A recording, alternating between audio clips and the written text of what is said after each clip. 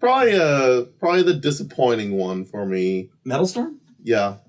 Metalstorm. Just because I had more expectations going in for it. I actually tried to take notes after this one, but I didn't. Metalstorm is actually not the title. It's Metalstorm, the destruction. I wrote the destruction of Syn blah blah. Jared-Syn. Jared-Syn. But it's called Metalstorm. Metalstorm, and it even has like that heavy metal cover font, kind of like blows onto the screen. It explodes. Yeah, it literally explodes onto the screen in metal.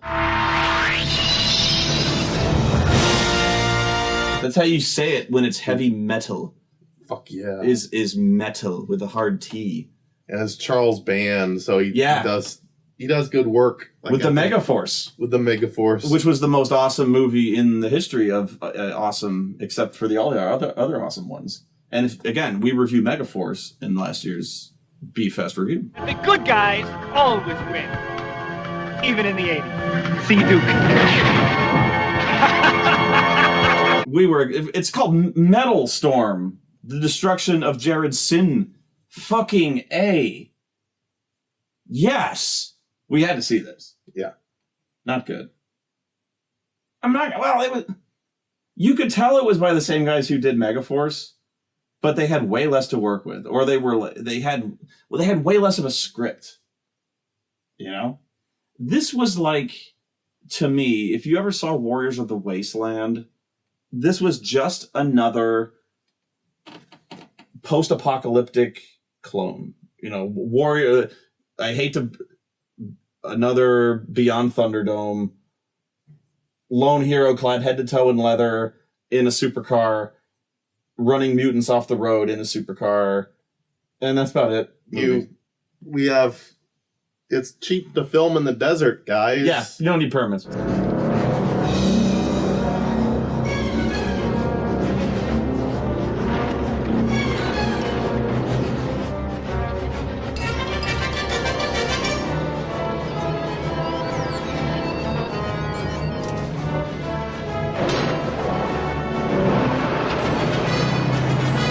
So let's get our dune buggies and drive around the desert. And that's all we do. They riveted sheet metal to a bunch of dune buggies. They look good. And they drove around and they ran each other off of gentle slopes.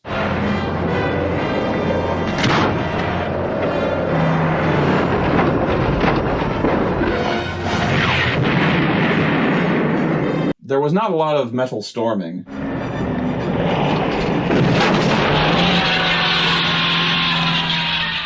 So our hero is Toejam. Toejam? Yeah. My name's Dogen. Dogen.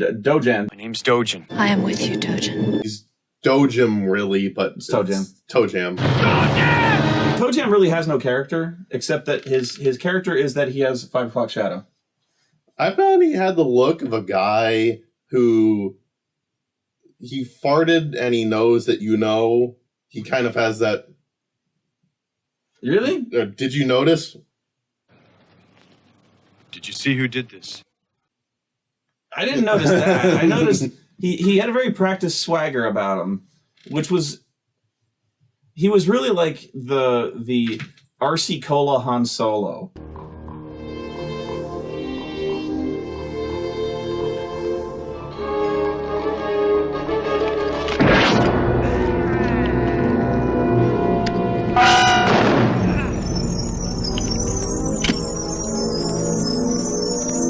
No, there was another Han Solo.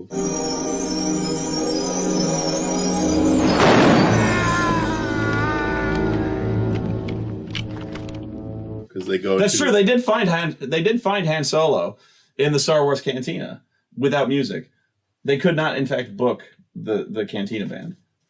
But yeah, needless to say, there were some homages. Except the homages were didn't have a budget, so you could somehow you could tell they were in Mos Eisley and the Cantina, although the Cantina had no aliens or music or anything of interest, and they had no reason to be there. we're kind of getting ahead of ourselves. Or but Wookiees. then it's kind of hard to know what's going on. Nothing happens. For one, it does get loud at B-Fest, especially at the beginning, so it's kind of hard to hear the dialogue. Everyone's a guest riffer at the first 6 hours. But then again, it's bizarre. It's just bizarre. So we weren't missing much, I think. Toejam is driving around, which that's about 80% of this movie. What else are you doing? Is he's driving around and it's a shot, and it's just they simulate driving by just like.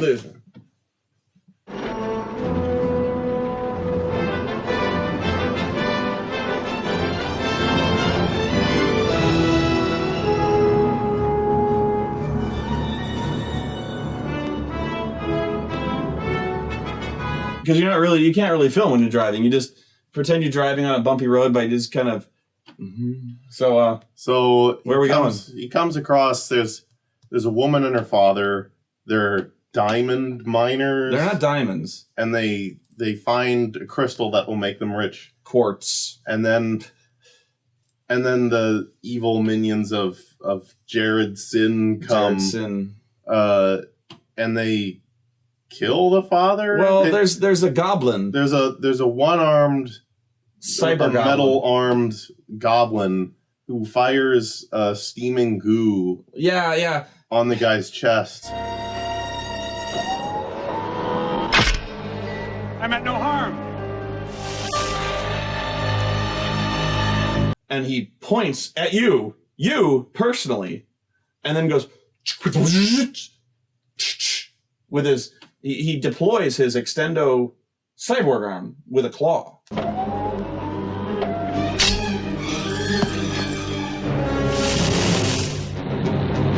And he shoots steaming goo that hits him in the chest. And then the best way to describe it is they go to another dimension. I need to go on about the steaming goo, because you just again, as usual, you gloss over the fact he ejected steaming goo from the claw arm. What?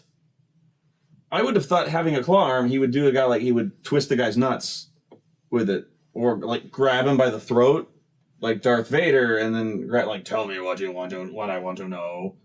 No, he has a grabby claw, which he then projects what looks like acid, right? Yeah. Because it hits him in the chest, and it starts to smoke, and the guy even goes like, ah, and he falls to the ground. But it's not acid. Or at least it's not corrosive acid. It could be like the drug acid because he goes into another dimension of perception.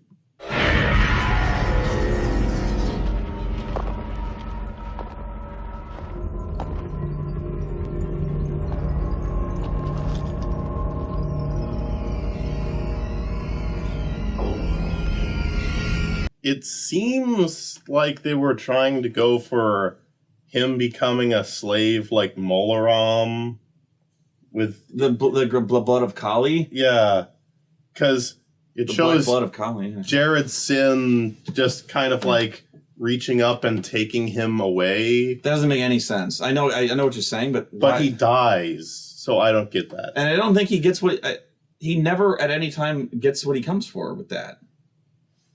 Like, where did you find in the mind, dumbass? Like, I don't know.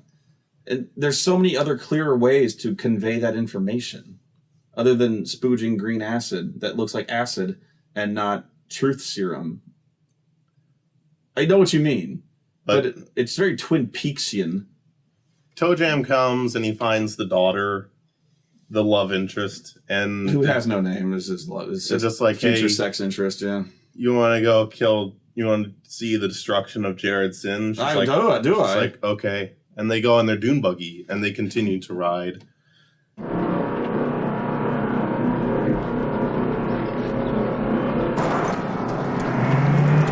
But immediately, like, for no reason, the cars will just blow up. Yeah. As soon as they've left the driving zone, it's out of bounds. It's out of bounds, and you blow up. It's video game rules. I love that. Now, I know in many movies, in action movies, when you hit the ground off a cliff, you blow up. That's how it works. Not here. as soon as you leave the road, you're done. Like, I remember there was a really funny one where as soon as he ramped off the road, 20 feet off the air,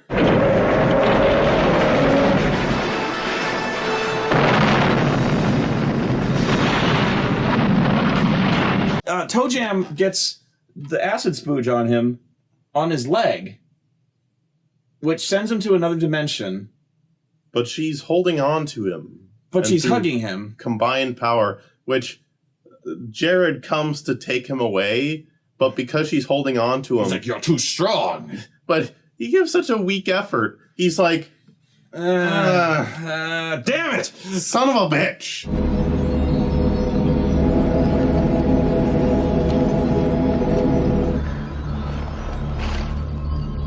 Together you're strong. And I'll separate you. I'll destroy you both. Your bond is too strong. I'm like, you've known each other for 6 hours. Too strong! Let go! So he takes the woman away. Yeah. And he sends a Power Ranger monster. Hang on. Because he's still asleep, I guess, and so she's looking around like, what the fuck? And then she starts to like teleport away. He wakes up just in time to see this.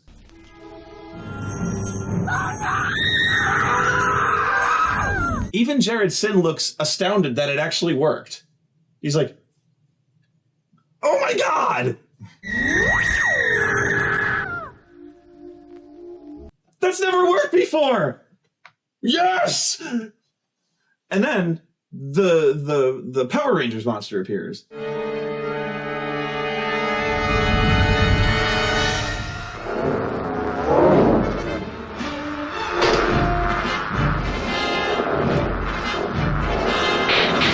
He sent his lamest creation. Which, if the Atom Brain guy was slow, this is his attack.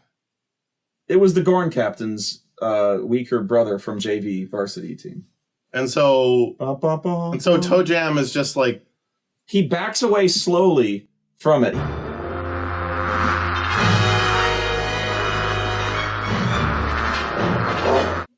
He gets water on the ground somehow. Like, he shoots like a... He electrocutes him. He electrocutes it because it's made of bad animation of electricity.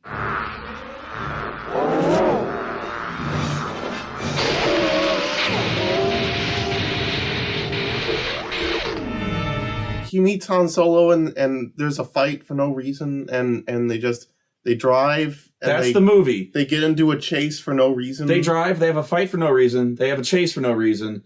They keep running into Mestima. This was made by the same guys who made the Dungeonmaster. And it has the Dungeonmaster in it, Richard Mall. You are a worthy opponent for Mestima. You must meet me in the pit. If you live, you will go free. Who's the one-eye, just Mongo dude? He's a Mongol. He plays Mongo the Mongol.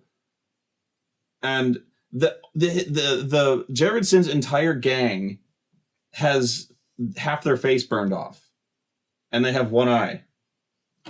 There's probably a reason given for it, but again, everyone was talking, including me, because the movie sucked.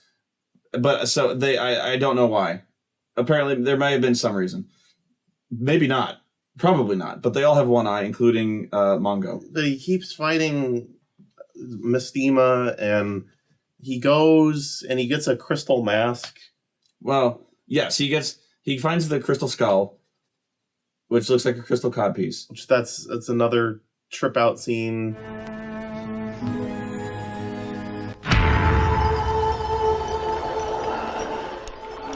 Yeah, he puts that on and apparently learns nothing.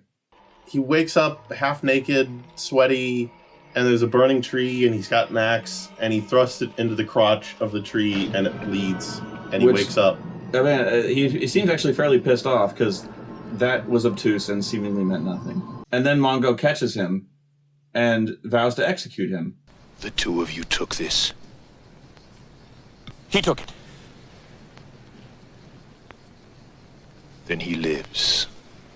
You do not. And so he demands trial by combat. Really.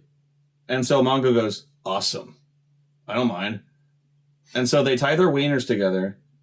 And they fight in the same place of Dungeonmaster. Yeah. And they fight in the same place of Dungeonmaster with psi blades.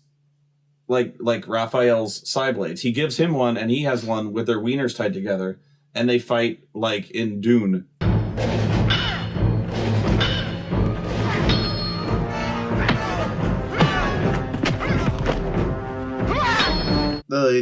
They tie their arms together, their left arms together. Oh.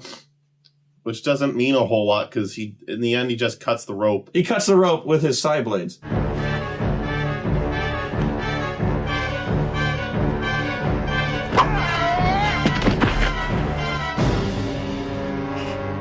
It's a bizarre death sport, really. There's other things you can do, like there's that sport that Riker and his father would play with the sticks. And Bojitsu, the ultimate evolution in the martial arts. Right, where the really complicated one where they're blindfolded. They're blindfolded and they radio have Q-tips. Yeah, the Q-tips that sense each other that's close by.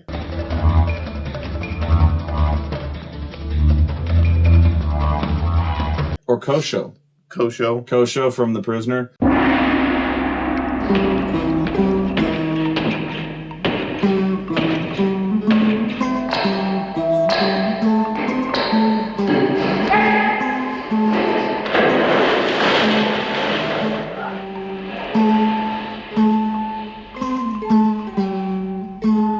So yeah, Toejam wins, and he chooses to spare his life, and then they're cool.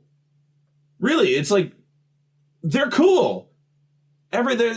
Richard Mull is like, well, dude, seriously, I'm sorry, I was being a dick.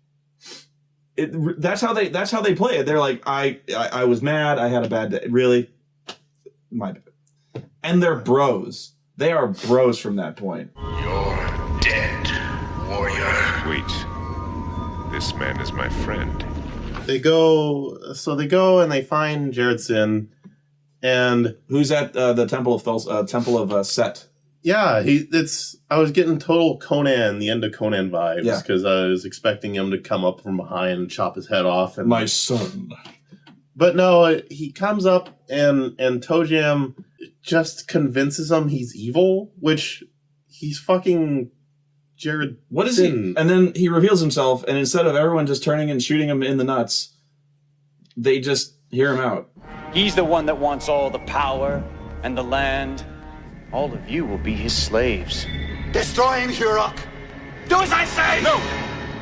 They go, he's evil, right? And they go, what? I didn't consider that. Well, I didn't think about that. Jared-Syn, the guy who wears gigantic Darth Vader armor, which looks the same both forward and backward. Yeah. You notice that? He's got abs on the back. His abs are on the back. And I don't understand that. I guess so he can dress in the dark. Yeah. So Jared knows the game is up, so he gets on a speeder from Return of the Jedi. He gets on a flying hover bike from Return of the Jedi.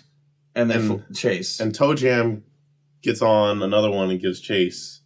And it's the lamest thing you'll come across in a while.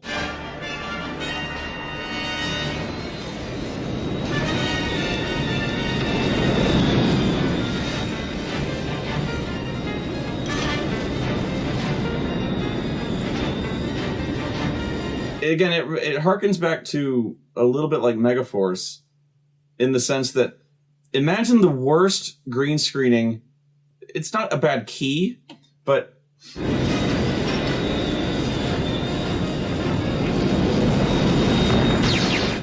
okay. Imagine for a second you're filming a motorcycle chase. And you know the answer already, but at home, see if you can calculate the problem here.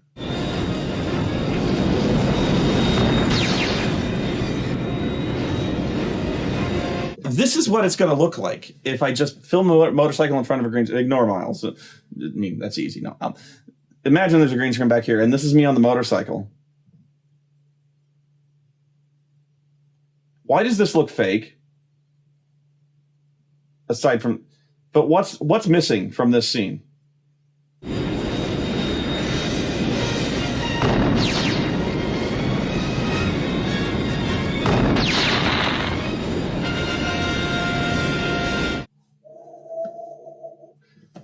Wind. The speed, the notion of speed. So like no hair is moving.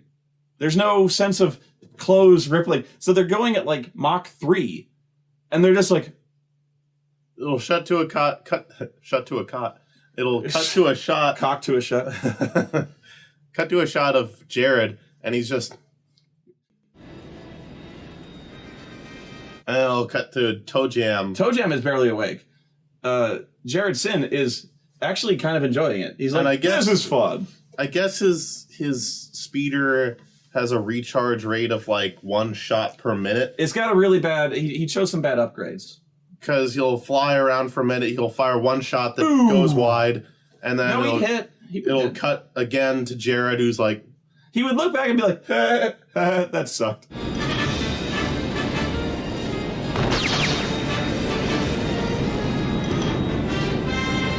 And then cut back. Learn to shoot, dickweed. They do the Grand Canyon chase from Independence Day. This goes on for like 10 minutes.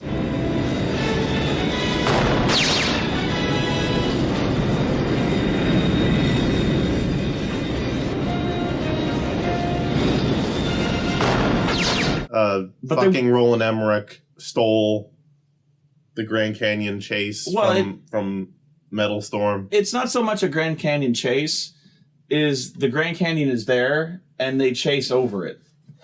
They don't go in the Grand Canyon. They do. They kind of like dip into it for a minute, but they don't chase through the Grand Canyon. That would be dangerous. One of them might die.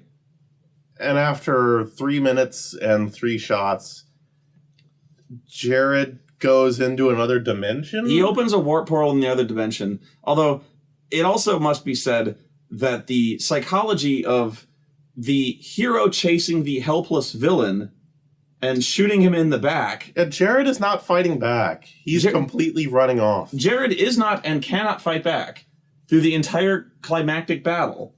So the tension here is somewhat limited in that, will the hero murder the villain by shooting him in the back, even though there is no time constraint whatsoever? It's that one. Wouldn't it be far more dramatic if the villain was chasing the hero and like he's trying to get away? Or they were, how about this? What if they were just in a pitched climactic dogfight in the skies with their jet speeders? Like a pitched laser battle. No. We just have our hero shooting the villain in the back, who is not shooting back. No, okay. No, that's fine. That's fine. No, we can do that. Maybe that's a Charles Band thing or something. That's fine. I forget if he did Robot Jocks, but they had that. No, that was Stuart Gordon. Oh. How dare you? Maybe he produced it.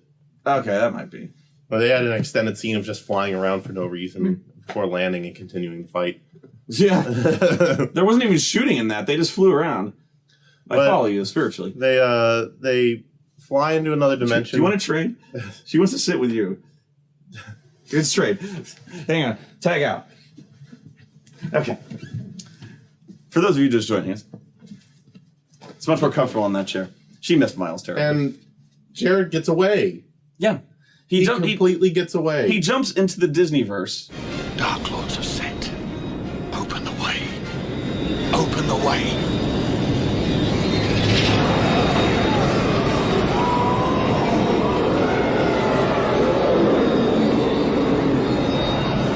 There's just space. So our hero can't even murder a helpless person in front of him. Well, it's also worth noting that even though he jumps into the other dimension of space and time, the chase does not become altered in any way. The conditions have not changed. You can still breathe. There's no obstacles to overcome. The chase is exactly as it was before, except it's just in space now.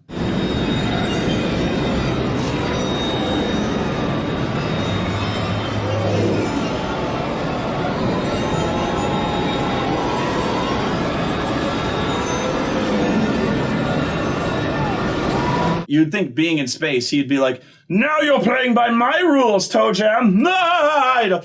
You know what I mean? Like, this would be to the villain's advantage to have done this. If I was doing a movie, this is what I would have done. No, just 3 more minutes of... Do a barrel roll.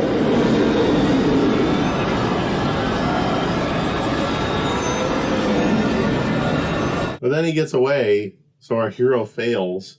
He just gets away. He's like, powers of Set, grant me your boon! And he vanishes.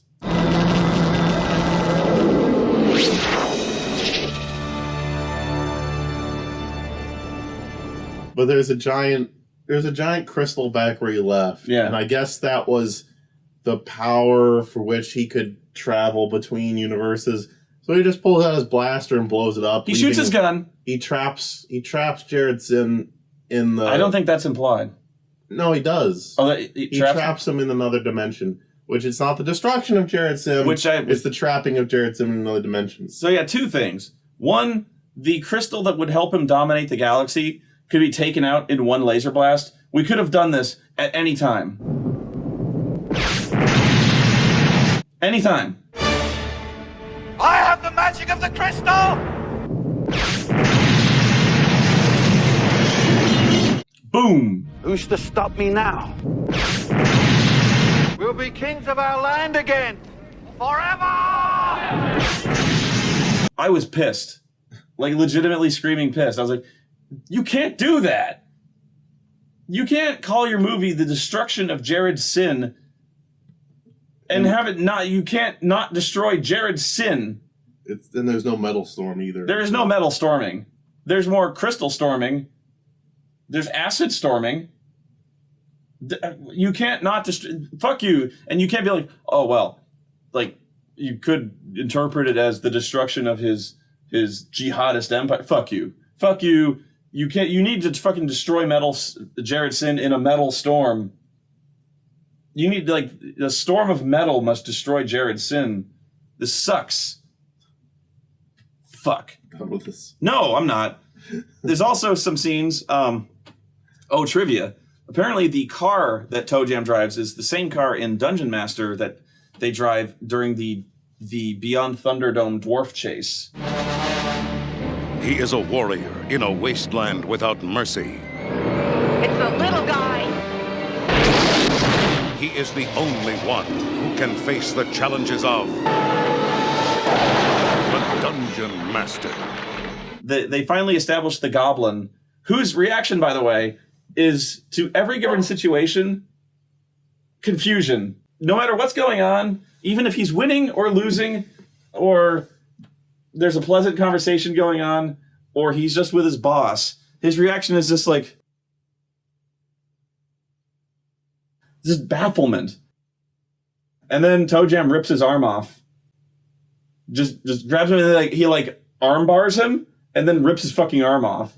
It was a Steven Seagal arm break. And he's like, ugh!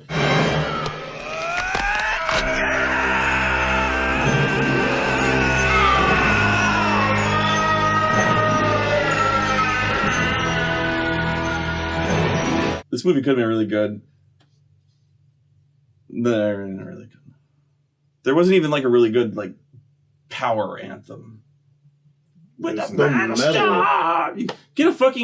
Get Wasp. You had Wasp for fucking Dungeonmaster. God damn.